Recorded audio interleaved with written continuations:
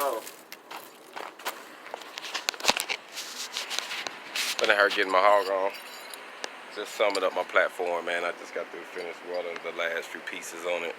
So I got a couple things I'm gonna have to buy this coming up week to add to it, you know, to the accessories. But pretty much got the frame like I wanted.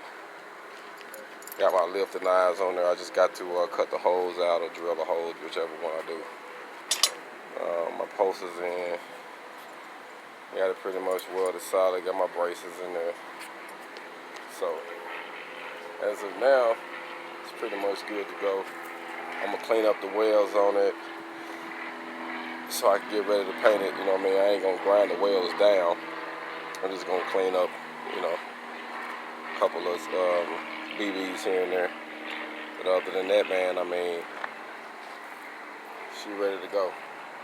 So this is my first skid I ever built, and I'm making it for mobile commercial welding installing. So that's what I'm doing.